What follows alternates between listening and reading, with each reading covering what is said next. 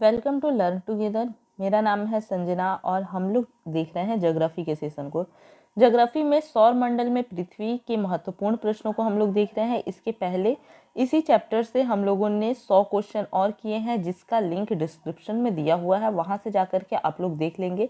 ये इसका पार्ट 2 है। ये क्वेश्चन जो है वो बिहार शिक्षक, बिहार दरोगा या फिर बिहार एसएससी, इन तीनों के लिए महत्वपूर्ण है। और इन तीनों के साथ साथ और भी जो कंपटीशन के परीक्षा होते हैं और भी जो भी कॉम्पिटिटिव एग्जाम्स होते हैं तो उसके लिए भी महत्वपूर्ण है, क्योंकि जो प्रश्न है वो इसी के इर्द गिर्द पूछे जाते हैं। तो आते हैं हम लोग अपने पहले प्रश्न पर। आप लोग वीडियो में लास्ट तक बने रहिएगा ताकि आप लोगों को इन सारे प्रश्नों का लाभ मिल सके। और वीडियो अगर अच्छा लगे तो इसे लाइक और शेयर जरूर कीजिएगा और कमेंट करके बताइएगा कि वीडियो आपको कैसा लगा। आते हैं अपने प्रश्न पर। हमारा जो प्रश्न है, ये प्रश्न है कि बृहस्पति का वलय होता है। बृहस्पति का वलय होता है। बृहस्पति का वलय जो होता है वो कैसा होता है? यह वलय का मतलब होता है रिंग, यानी कि बृहस्पति जो है जुपिटर, तो जुपिटर के साइड में हम लोग देखते होंगे एक ब्यूटीफुल रिंग बना हुआ होता है, तो वो वलय होता है। तो वलय कैसा होता है? तो अस्तित्व विहीन होता है, सिलिकेटों का बना हुआ होता है, बहुत घना एवं अपारदर्शक होता है, उपरोक्त में सभी। तो ये क्या होता है? तो यहाँ पर हम लोग देखेंगे कि बृहस्पति का जो ये वलय होता है ये सिलिकेटा का बना होता है। किसका?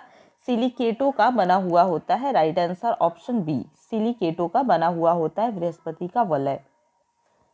कौन सा ग्रह लाल ग्रह के नाम से भी जाना जाता है? इनमें से कौन सा ग्रह है जिसे लाल ग्रह के नाम से जाना जाता है? तो बुध है, प्लूटो है, मंगल है और शुक्र है। तो हम लोग देखेंगे कि यहाँ पर जो मंगल है इसे हम लोग लाल ग्रह के नाम से भी जानते हैं। Right answer option C. निम्नलिखित में से कौन सा एक बौना ग्रह नहीं है? बौना ग्रह इनमें से कौन सा नहीं है? तो ये है मंगल, मैकमेक, प्लूटो, एरिस। तो इनमें से कौन है जो कि बौना ग्रह नहीं है? तो मंगल जो है ये बौना ग्रह नहीं है, इसको छोड़ के बाकी के ये तीन जो है ये बौने ग्रह है। तो राइट आंसर ऑप्शन ए। मंगल ग्रह सूर्य से डैश स्थान पर होता है। सूर्य से मंगल ग्रह किस स्थान पर है? तो ये दूसरे स्थान पर है, चौथे स्थान पर है, छठे स्थान पर है या फिर आठवें स्थान पर है। तो सूर्य से अगर देखा जाए तो पहले होगा बुध, फिर शुक्र, फिर पृथ्वी और फिर मंगल, यानी कि मंगल जो होगा वो कितने स्थान पे होगा? चौथे स्थान पर। Right answer option B. आकार के संदर्भ में मंगल का हमारे सौर मंडल में स्थान है। आकार के संदर्भ में हमारे सौर मंडल में मंगल का जो स्थान है वो कौन सा है? पांचवा है, छठा है, सातवां है या फिर आठवां है? कौन सा स्थान है? तो हम लोग सबसे पहले देखेंगे क्रम से, यानी कि आकार के हिसाब से। तो सबसे बड़ा कौन सा है? बृहस्पति है, फिर शनि है, फिर अरुण है, फिर वरुण है। इसके बाद देखेंगे हम लोग तो पृथ्वी है, शुक्र है, मंगल है और उसके बाद देखेंगे कि बुध है। तो मंगल जो है ये 7वें नंबर पर आता है। Right answer option C. निम्नलिखित में से किस ग्रह की कक्षा सूर्य के सबसे नजदीक है? तो सूर्य के सबसे नजदीक कक्षा बताना है, जो ऑप्शन दिया हुआ है उसके अकॉर्डिंग बताना है। तो ये शनि है, बृहस्पति है, मंगल है या फिर यूरेनस है। तो नॉर्मली अगर देखा जाए तो सूर्य के सबसे नजदीक जिस ग्रह की कक्षा होती है तो वो कौन सा होता है? वो बुध ग्रह होता है। कौन सा होता है? बुध ग्रह होता है। बुध के बाद से कौन होता है? शुक्र होता है। शुक्र के बाद से कौन होता है? पृथ्वी होता है। और पृथ्वी के बाद से क्या होता है? पृथ्वी के बाद से होता है मंगल। तो यहाँ पर हम लोग ऑप्शन के अकॉर्डिंग देख रहे हैं कि कहीं बुध दिख रहा है, नहीं दिख रहा है, कहीं शुक्र दिख रहा है, नहीं दिख रहा है, कहीं पृथ्वी है तो नहीं है, कहीं मंगल है तो जी हाँ मंगल यहाँ पर दिख रहा है। तो यहाँ पर ऑप्शन के अकॉर्डिंग क्या होगा? राइट आंसर ऑप्शन सी, मंगल। मंगल की परिक्रमा कक्षा में जाने वाले प्रथम एशियाई देश का नाम बताइए। एशिया का वो कौन सा देश है जो कि मंगल की कक्षा में प्रथम बार प्रवेश किया था? यानी कि एशिया में प्रथम बार प्रवेश किया था। एशियाई देश कौन सा है? तो वो जापान है, भारत है, पाकिस्तान है या फिर चीन है। इनमें से कौन है? तो एशिया का वो कौन सा देश है जिसने मंगल के परिक्रमा कक्ष में पहली बार प्रवेश किया था? तो ये भारत है। Right answer option B. इनमें किसमें पृथ्वी के अलावा अन्य पर भी जीवन की संभावना है, क्योंकि वहाँ का पर्यावरण जीवन के लिए बहुत अनुकूल है? इन ग्रहों में से वो कौन सा ग्रह है जो कि पृथ्वी को छोड़ करके एक ऐसा ग्रह साबित हो सकता है जहाँ पर जीवन की संभावना हो सकती है, तो वो मंगल है, बृहस्पति है। इसके बाद से हम लोग देखते हैं यूरोपा जो कि बृहस्पति का चंद्रमा है, और चंद्रमा जो कि पृथ्वी का चंद्रमा है। तो इनमें से कौन है? तो इसका सही जवाब हो जाएगा राइट आंसर ऑप्शन ए, मंगल होगा।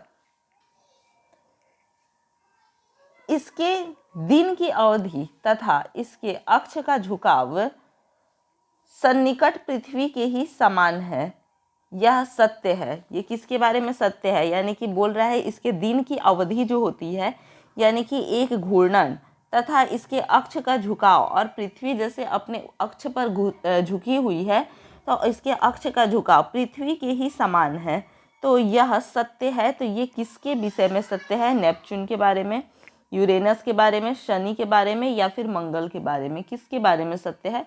तो ये मंगल के बारे में सत्य है। Right answer option D.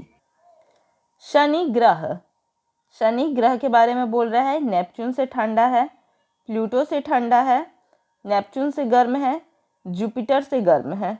ठीक है, तो यहाँ पर क्या बोल रहा है कि जो शनि ग्रह है तो वो किससे गर्म है और किससे ठंडा है, यही चीज़ पूछ रहा है। तो नेपच्यून जो है वो क्या, नेपच्यून यानी कि जो शनि है वो नेपच्यून से ठंडा है? तो नहीं, शनि जो है वो नेपच्यून से पहले ही आ जाता है, तो इसलिए वो ठंडा नहीं होगा, तो गलत है। क्या ये प्लूटो से भी ठंडा है? नहीं, प्लूटो से ठंडा नहीं है। अब यहाँ पर बोल रहा है कि क्या ये नेपच्यून से गर्म है? तो नेपच्यून से गर्म होगा, सही बात है, नेपच्यून से गर्म है।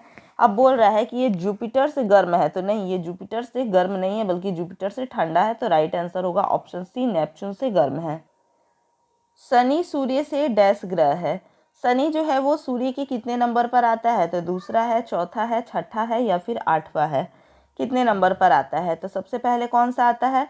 सबसे पहले बुध है, फिर शुक्र है, फिर पृथ्वी है, फिर मंगल है, फिर बृहस्पति है, उसके बाद क्या है? शनि है। तो यानी शनि जो है वो छठे नंबर पर आता है। Right answer option C. आकार के संदर्भ में शनि का हमारे सौर मंडल में डैश स्थान है। आकार के संदर्भ में शनि का सौर मंडल में कौन सा स्थान है? तो हम लोग देखेंगे कि आकार में तो पहला है, दूसरा है, तीसरा है, चौथा है। तो सबसे बड़ा कौन सा है? सबसे बड़ा जो है वो बृहस्पति है। कौन सा है? बृहस्पति है। ठीक है, और बृहस्पति से छोटा कौन सा है? शनि है। तो शनि आकार में कितने नंबर पर आता है? दूसरे नंबर पर आता है। Right answer option B. निम्नलिखित में कौन एक पार्थिव ग्रह नहीं है? पार्थिव ग्रह यहाँ पर बोल रहा है कि नहीं है, तो इनमें से कौन सा है? तो बुध है, शुक्र है, मंगल है, या फिर शनि है? कौन है जो कि पार्थिव ग्रह नहीं है? तो इसमें से ऑप्शन डी जो होगा, शनि जो है ये पार्थिव ग्रह नहीं है। Right answer option D. निम्नलिखित में से कौन सा एक आंतरिक ग्रह नहीं है? तो आंतरिक ग्रह कौन सा नहीं है? तो बुध नहीं है, शनि नहीं है, शुक्र नहीं है, या फिर पृथ्वी नहीं है। आंतरिक ग्रह कौन सा नहीं है? तो इनमें से शनि जो है ये आंतरिक ग्रह नहीं है। Right answer option B. शनि सूर्य के चारों ओर एक चक्कर लगाने में डैश लेता है। यानी कि शनि जो है ये सूर्य का एक चक्कर लगाने में कितना समय लेता है? 36 वर्ष का, 18.15 वर्ष, 19.15 वर्ष, या फिर 84 वर्ष? कितना समय लेता है? तो शनि जो है ये सूर्य के चारों ओर एक चक्कर लगाने में 29.15 वर्ष लेता है। Right answer option C. निम्नलिखित में से कौन सा ग्रह सूर्य का एक चक्कर लगाने में सबसे अधिक समय लेता है? तो ऑप्शन के अकॉर्डिंग बताना है हम लोगों को कि इनमें से कौन सा वो ग्रह है जो कि सूर्य का एक चक्कर लगाने में सबसे ज़्यादा समय लेता है। तो शनि है, पृथ्वी है, बृहस्पति है, या फिर मंगल है? इनमें से कौन है? तो हम लोग देखेंगे कि इनमें से जो शनि है वो सबसे ज़्यादा समय लेता है। राइट आंसर ऑप्शन ए। टाइटन जो है ये सबसे बड़ा चंद्रमा या उपग्रह है, किसका है? टाइटन सबसे बड़ा चंद्रमा या फिर उपग्रह है, किसका है? तो शुक्र का, मंगल का, बृहस्पति का, या फिर शनि का? किसका हो सकता है? तो यहाँ पर हम लोग देखेंगे कि ये जो है शनि का है। किसका है? शनि का सबसे बड़ा उपग्रह है। Right answer option D. Arun ग्रह की खोज किसने की? यानी ये क्या बोलते हैं, यूरेनस की खोज किसने की? तो हम लोग देखेंगे कि यूरेनस की खोज सर आइजैक न्यूटन ने, विलियम हेनरी फॉक्स टैलबोट ने, विलियम हर्शेल ने, और निकोलस कोपरनिकस ने। किसने अरुण ग्रह की खोज की थी? तो यहाँ पर हम लोगों को बताना है कि अरुण ग्रह की खोज करने वाला कौन था। तो ये था विलियम हर्शेल था। कौन था? विलियम हर्शेल था। Right answer option C. Uranus सूर्य से डैश ग्रह है। यूरेनस जो है ये सूर्य के कितने नंबर पर आता है? पहला, तीसरा, पांचवा या फिर सातवां? तो यूरेनस जो है ये 7वें नंबर पर आता है। Right answer option D. आकार के संदर्भ में यूरेनस का हमारे सौर मंडल में डैश स्थान है। आकार के संदर्भ में यूरेनस का हमारे सौर मंडल में कौन सा स्थान है? तो यहाँ पर देखेंगे पहला है, दूसरा है, तीसरा है या फिर चौथा है? तो ये है तीसरा। कौन सा है? तीसरा। Right answer option C. निम्नलिखित में से किस ग्रह का घूर्णन अत्यधिक झुका हुआ है? किस ग्रह का जो घूर्णन है वो अत्यधिक झुका हुआ है? तो अरुण का, वरुण का, बृहस्पति का या फिर पृथ्वी का? किसका जो है घूर्णन अत्यधिक झुका हुआ है? तो ये है अरुण का अत्यधिक झुका हुआ है। राइट आंसर ऑप्शन ए। कौन सा ग्रह हरे प्रकाश को उत्सर्जित करता है? हरे प्रकाश को कौन सा ग्रह उत्सर्जित करता है? बृहस्पति, शुक्र, यूरेनस या फिर वरुण? इनमें से कौन है जो कि हरे प्रकाश को उत्सर्जित करता है? तो ये है यूरेनस। यूरेनस जो है ये हरे प्रकाश को उत्सर्जित करता है। Right answer option D. Option C है। सौर मंडल में अन्य ग्रहों की अपेक्षा विपरीत दिशा में घूमने वाला ग्रह कौन है? अन्य ग्रहों की अपेक्षा विपरीत दिशा में घूमने वाला जो ग्रह है ये कौन सा ग्रह है? तो ये नेपच्यून है, प्लूटो है, यूरेनस है या फिर शनि है? कौन सा ग्रह है? तो हम लोग यहाँ पर देखेंगे कि ये यूरेनस है। कौन सा है? यूरेनस जो है ये अन्य ग्रहों की अपेक्षा विपरीत दिशा में घूमने वाला ग्रह है। यूरेनस और शुक्र जो है ये एक ही दिशा में घूमते हैं। Right answer option C. Uranus सूर्य के चारों ओर एक परिक्रमा में डैश लेता है। यूरेनस जो है ये सूर्य के चारों ओर घूमने में एक परिक्रमा में कितना समय लेता है? तो 36 वर्ष, 84 वर्ष, 18 वर्ष या फिर 48 वर्ष? कितना समय लेता है? तो ये लेता है 84 वर्ष। Right answer option B.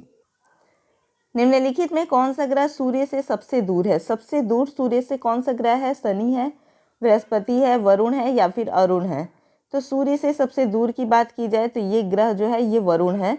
Varun यानी कि नेपच्यून जो है ये सूर्य से सबसे दूर है। Right answer option C. सूर्य की परिक्रमा में कौन सा ग्रह सर्वाधिक समय लेता है? सबसे ज़्यादा समय कौन सा लेता है सूर्य की परिक्रमा में? तो नॉर्मल सी बात है, जो ग्रह सबसे ज़्यादा दूर होगा वो ज़्यादा समय लेगा। तो ये पृथ्वी है, यूरेनस है, वरुण है या फिर प्लूटो है? तो सही जवाब इसमें क्या हो जाएगा? वरुण होगा। वरुण यानी कि नेपच्यून जो है ये सूर्य की परिक्रमा करने में सर्वाधिक समय लेता है। अब बोल रहे हैं इनमें से सबसे ठंडा ग्रह कौन सा है? जो ऑप्शन दिया है उसके अकॉर्डिंग पूछ रहा है कि इनमें से सबसे ठंडा ग्रह कौन सा है? तो ये यूरेनस है, शुक्र है, वरुण है, बृहस्पति है। तो जो ग्रह जितना दूर होगा वो उतना ही ठंडा होगा। तो यहाँ पर सबसे दूर कौन सा दिख रहा है? वरुण है सबसे दूर, नेपच्यून सबसे दूर है, तो सबसे ठंडा यही होगा। Right answer option C. आकार के संदर्भ में वरुण हमारे सौर मंडल में डैश स्थान पर आता है। अगर आकार की बात की जाए तो जो वरुण है यानी कि नेपच्यून जो प्लैनेट है, ग्रह है, तो वो सौर मंडल में किस स्थान पर आता है? पहले स्थान, दूसरे, तीसरे या फिर चौथे? तो आकार के हिसाब से सबसे पहला कौन सा होता है? तो बृहस्पति होता है। बृहस्पति के बाद से कौन सा होता है? तो शनि होता है। शनि के बाद से कौन होता है? तो अरुण होता है। और इसके बाद हम लोग देखेंगे तो वरुण होता है। तो वरुण जो है ये चौथे नंबर पर आ रहा है। Right answer option D. Triton किस ग्रह का उपग्रह है? ट्राइटन पूछ रहा है यहाँ पे। तो ये नेपच्यून का है, यूरेनस का है, शनि का है या फिर शुक्र का है? किसका है? तो ट्राइटन जो उपग्रह है ये किसका है? तो ये नेपच्यून का है। राइट आंसर ऑप्शन ए। अगर पूछ देता है टाइटन, टाइटन अगर पूछ देता है तो ये जो हो जाएगा ये किसका हो जाएगा? शनि का हो जाएगा। टाइटन किसका उपग्रह है? तो ये शनि का सबसे बड़ा उपग्रह है। लेकिन अगर वहीं पे ट्राइटन पूछ देता है तो ट्राइटन जो है ये नेपच्यून का उपग्रह है। उस क्षेत्र का नाम बताइए जो नेपच्यून के कक्ष से परे है। नेपच्यून के कक्ष से परे है, उस क्षेत्र का नाम बताना है। इसमें बड़ी मात्रा में बर्फ से बने कई धूमकेतु, क्षुद्रग्रह और अन्य छोटे कण शामिल होते हैं। तो ये क्षेत्र कौन सा है? कुइपर बेल्ट है, एस्टेरॉयड बेल्ट है, गैलेक्टिक बेल्ट है या फिर मिल्की वे है? कौन सा है? तो इसका जो सही जवाब होगा वो क्या होगा? कुइपर बेल्ट होगा। क्या होगा? Kuiper belt. Right answer option ए।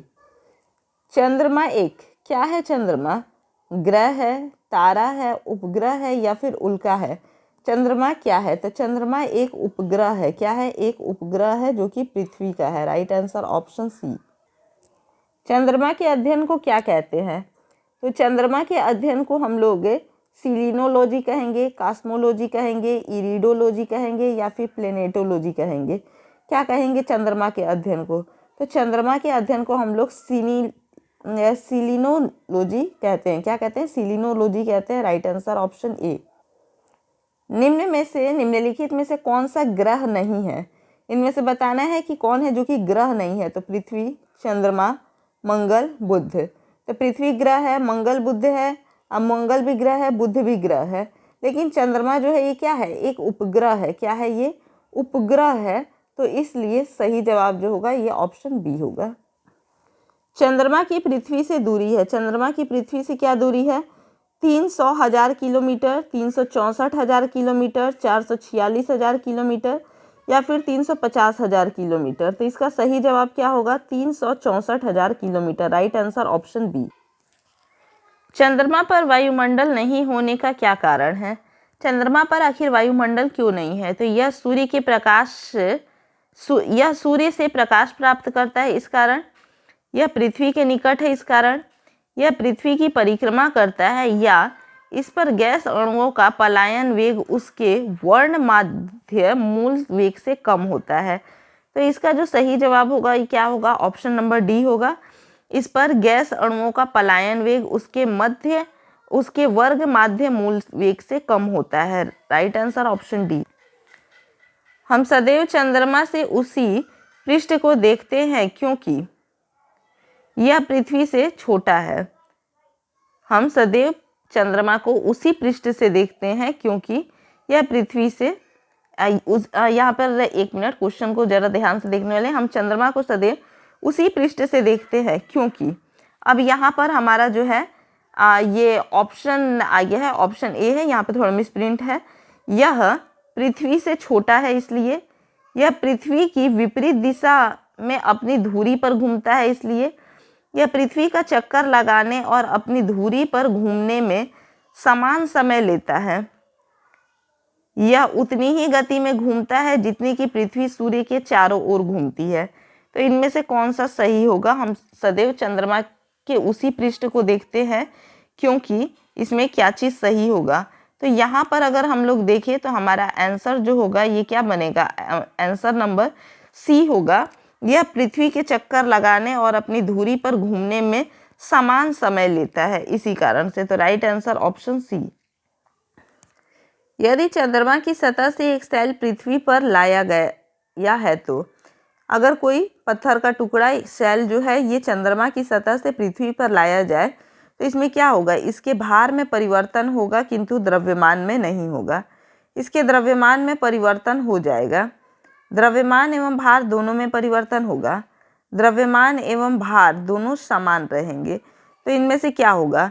तो हम सभी जानते हैं कि इसके द्रव्यमान में तो परिवर्तन नहीं होगा, लेकिन चंद्रमा से जब कोई वस्तु पृथ्वी पर आएगी तो उसके भार में जरूर परिवर्तन हो जाएगा। तो ऑप्शन ए, इसके भार में परिवर्तन होगा परंतु द्रव्यमान में नहीं होगा। 22 दिसंबर 1999 को पूर्णिया के चंद्रमा में के सामान्य से अधिक चमकदार होने के लिए मुख्यतः उत्तरदायी कारण था। 22 दिसंबर 1919 को पूर्णिमा के चंद्रमा, यानी पूर्णिमा के दिन का जो चंद्रमा होता है वो सामान्य से अधिक चमकदार था। तो ऐसा होने के लिए मुख्य उत्तरदायी कारण जो था ये क्या था? उपसौर, अपसौर, अपभू, उपभू। इनमें से क्या इसका कारण था जो कि ये सामान्य से अधिक चमक रहा था? तो इसका जो कारण था ये क्या था? उपभू था। क्या था? उपभू। Right answer option D. Sea of tranquility कहाँ पर है? सी ऑफ ट्रांक्विलिटी कहाँ पर है? तो इस चीज़ को हमको बताना है कहाँ पर है। सूर्य पर है, पृथ्वी पर है, जुपिटर पर है या फिर चंद्रमा पर है? कहाँ पर है ये? तो इसे हम लोग देखेंगे कि ये चंद्रमा पर है। कहाँ है? चंद्रमा पर। सी ऑफ ट्रांक्विलिटी ये जो कहाँ पर है? चंद्रमा पर। कथन क्या है? चंद्रमा पर मानव का वर्णन पृथ्वी की तुलना में 1/6 रहता है। मानव का वजन जो है वो पृथ्वी की तुलना में क्या होता है, 1/6 रहता है। कारण क्या है, चंद्रमा पर पृथ्वी की तरह गुरुत्वाकर्षण बल नहीं है। अब इसका कूट क्या चीज़ है, इस चीज़ को बताना है। तो कथन और कारण दोनों सही है, परंतु कथन और कारण दोनों सही है, परंतु कारण जो है ये कथन को सही स्पष्ट नहीं करता है। कथन और कारण दोनों सही है तथा कारण कथन को सही स्पष्ट नहीं करता है। कथन सही है परंतु कारण गलत, कथन गलत है परंतु कारण सही। तो इनमें से क्या है जो कि इसका सही जवाब होगा, तो इसका सही जवाब होगा ऑप्शन बी, कथन और कारण दोनों ही सही है। कथन और कारण क्या है, दोनों ही सही है तथा कारण कथन को सही स्पष्ट करता है। कारण क्या करता है, कथन को सही स्पष्ट करता है। Right answer option B. किस ग्रह को बौना ग्रह माना जाता है, तो इनमें से कौन सा है जो कि बौना ग्रह है, पृथ्वी है, बृहस्पति है, प्लूटो है या फिर शनि है। तो हम लोग देखेंगे कि इनमें से जो प्लूटो है इसे बौना ग्रह माना जाता है। Right answer option C. अब देखेंगे हम लोग निम्नलिखित में कौन सा बौना ग्रह है। इनमें से बताना है कि कौन सा है जो कि बौना ग्रह है। तो ये हो जाएगा नेपच्यून, टाइटन, एरिस या फिर हाइड। इनमें से कौन है जो कि बौना ग्रह है, तो बौना ग्रह जो है वो है एरिस। क्या है, एरिस जो है ये बौना ग्रह है। Right answer option C. क्षुद्र ग्रह यानी एस्ट्रॉयड सूर्य के चारों ओर किसके बीच चक्कर लगाते हैं, तो ये किसके बीच चक्कर लगाते हैं, यानी यहाँ पर ये क्या बोल रहा है कि क्षुद्र ग्रह एस्ट्रॉयड सूर्य के चारों ओर किसके बीच चक्कर लगाते हैं। तो ये पृथ्वी और मंगल के बीच में, मंगल और बृहस्पति के बीच में, बृहस्पति और शनि के बीच में या फिर शनि और वरुण के बीच में। तो ये जो है क्या बोल रहा है कि किसके बीच में चक्कर लगाते हैं, तो ये चक्कर लगाते हैं मंगल और बृहस्पति के बीच में जो होता है ये क्षुद्र ग्रह चक्कर लगाते हैं। Right answer option B. क्षुद्र ग्रह किन ग्रहों के बीच में देखे जाते हैं, तो मंगल और बृहस्पति के बीच में, बुध और शुक्र के बीच में, पृथ्वी और शुक्र या फिर बृहस्पति और शनि के बीच में। तो क्षुद्र ग्रह जो है ये मंगल और बृहस्पति के बीच में देखे जाते हैं। Right answer option A. Mangal और बृहस्पति की कक्षाओं के बीच सूर्य के चारों ओर परिक्रमा करने वाले सेल के छोटे टुकड़ों के समूह को क्या कहते हैं। मंगल और बृहस्पति की कक्षाओं के बीच सूर्य के चारों ओर परिक्रमा करने वाले सेल के छोटे टुकड़ों के समूह को क्या कहा जाता है, तो इस समूह को धूमकेतु कहते हैं, उल्का कहते हैं, उल्का पिंड या फिर क्षुद्र ग्रह। इनमें से इसे क्या कहा जाता है, तो इसे हम लोग क्षुद्र ग्रह कहते हैं। क्या कहते हैं, क्षुद्र ग्रह कहते हैं। Right answer option D. क्षुद्र ग्रहों के विषय में निम्नलिखित कथनों पर विचार कीजिए। क्षुद्र ग्रह के विषय में निम्नलिखित कथनों पर विचार करना है। क्षुद्र ग्रह सूर्य की परिक्रमा करने वाले विभिन्न आकारों के चट्टानी मलबे हैं। ठीक है। अधिकांश क्षुद्र ग्रह छोटे हैं किंतु कुछ का व्यास 1000 किलोमीटर तक बड़ा है। क्षुद्र ग्रहों की कक्षा बृहस्पति और शनि की कक्षा के मध्य स्थित है। तो अब इसमें से हम लोगों को बताना है कि जो सही होगा वो कौन सा होगा। तो सबसे पहला चीज़ कि क्षुद्र ग्रह की कक्षा जो है, तो ये प्रश्न हम लोग अभी देखे कि ये बृहस्पति और शनि के बीच में है या फिर मंगल और बृहस्पति के बीच में है। मंगल और बृहस्पति के बीच में, तो पहले ये थर्ड नंबर जो है ये गलत हो जा रहा है। तो थर्ड जहाँ जहाँ पे है वो ऑप्शन क्या हो जाएगा, गलत हो जाएगा। तो राइट आंसर ऑप्शन सी, ए और बी। धूमकेतु की पुच्छ सूर्य से परे दिष्ट होती है क्योंकि धूमकेतु की पुच्छ सूर्य से परे दिष्ट होती है क्योंकि क्यों ये सूर्य से परे दिष्ट होती है, तो जैसे जैसे धूमकेतु घूर्णन करता है उसका हल्का द्रव्यमान उसकी पुच्छ की दिशा में स्थित किसी तारे द्वारा आकर्षित हो जाता है।